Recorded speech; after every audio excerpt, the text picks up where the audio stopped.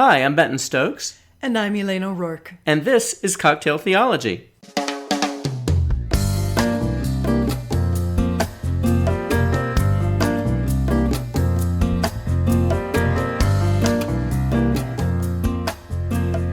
Hi there. Hi there. How are you? I'm okay. How are you? I am okay too. We had a break in the rain. We've had a rare few days of rain. We have.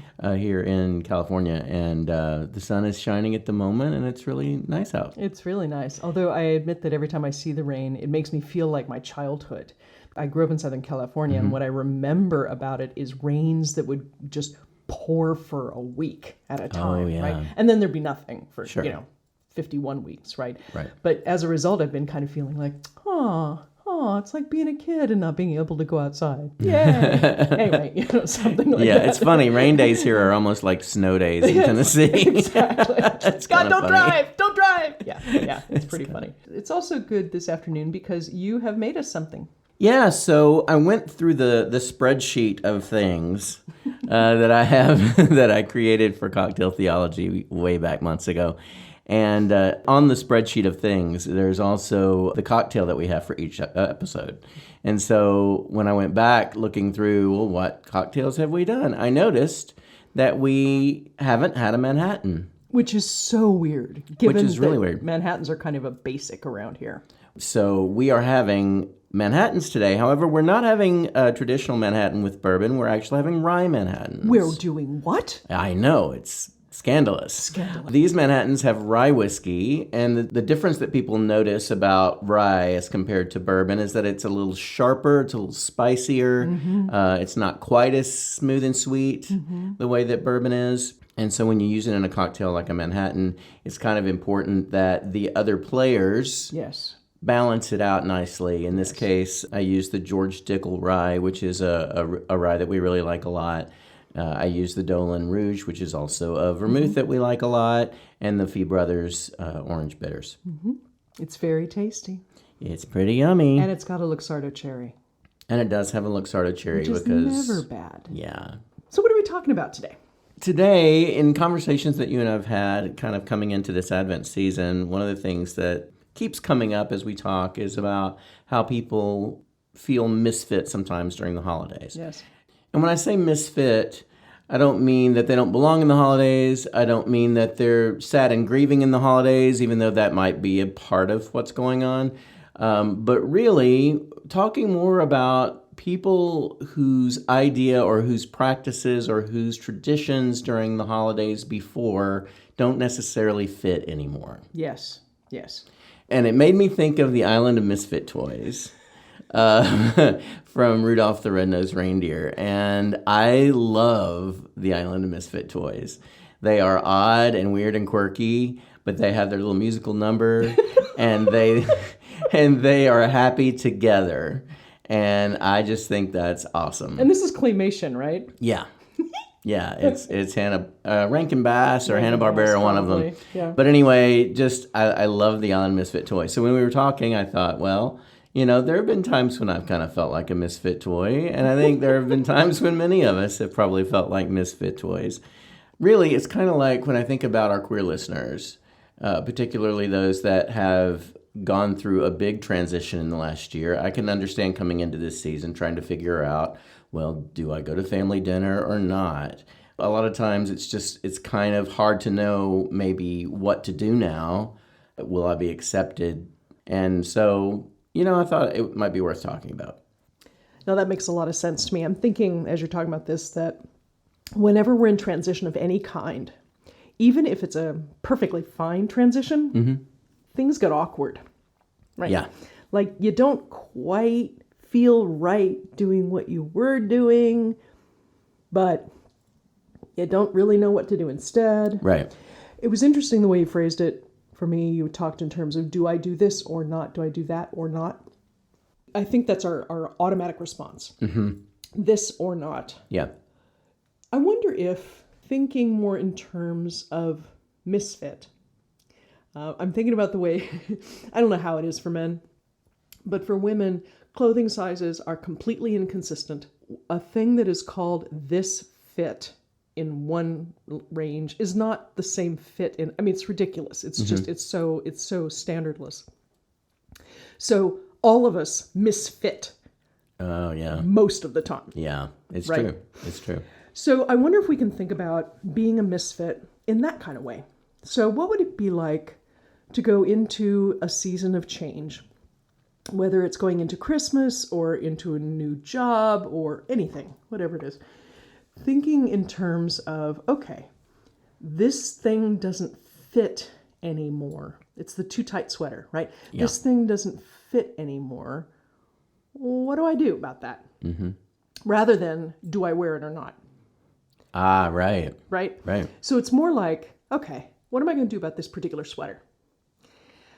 I think there is a tendency for people who are rejecting Christianity to want to burn the whole thing down, Yes. or to find their past experience so painful and present that they really just can't do the thing, whatever the thing was. So then the question is, okay, is there any way I can not throw out this baby with all the bathwater? Right. Right? So that may allow people to be more creative. Yeah, I like that. Okay. So I was thinking, as you were talking about the Island of Misfit Toys, I was thinking about there is one classic Christmas misfit. Actually, I can think of two. One is Elf. Oh, yeah, absolutely. One is a classic, and this is all movie based, right? So Elf is a classic Christmas misfit, and he has to figure out, for those of you who haven't seen it, it's a guy who was adopted by Santa's elves. He's grown to be 6 foot and something, and as a result, and he hasn't like realized that he's adopted. That's a whole different story. You know, the whole movie's about his making sense out of how does he fit? What does it mean, right? And he doesn't stop being an elf. He's still Right. an elf. Right. He's just a very unusual elf, Yeah. right? Yeah. But the other one I was thinking about was the Grinch. Oh. So when we meet the Grinch has a very small heart, and all he can see, all he can handle about what's happening down in Whoville is the noise, the noise, the noise, the noise. When we are in transition or we're feeling the feels, it feels like noise. Oh, yeah, it does. Right? Especially Christmas, because it's already loud. So, you know, he tries to destroy the Whoville Christmas. Right. And I'm not going to recommend that to our friends. But what's interesting is what gets him reattached to Christmas is the opposite of noise. It's singing. Right? And the fact that people kept persisting with this loving connection despite all the trappings being gone. Yeah. So he found a new way to fit into Christmas, Yeah. you know? And so that's kind of what I'm thinking about, is just how can we find new ways to fit or find new Christmas clothes that fit? Right. I love the itchy sweater comparison because sometimes that's what it is. It's just, and it could be Christmas or it can be any season.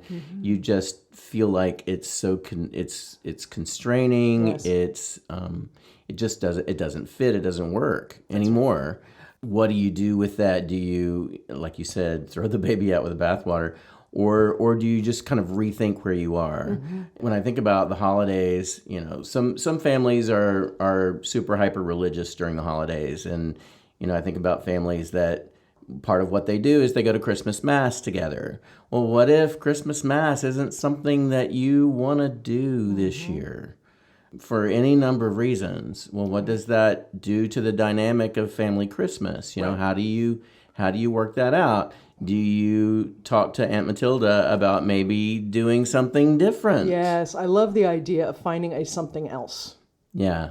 Even if it doesn't involve your family, even if it's just like your own personal thing and you're just like, well, I've always done this on Christmas, Yes. but this doesn't feel like what I want to do this year. Yes. So instead of staying home and being reclusive, which you could also choose to just do something different.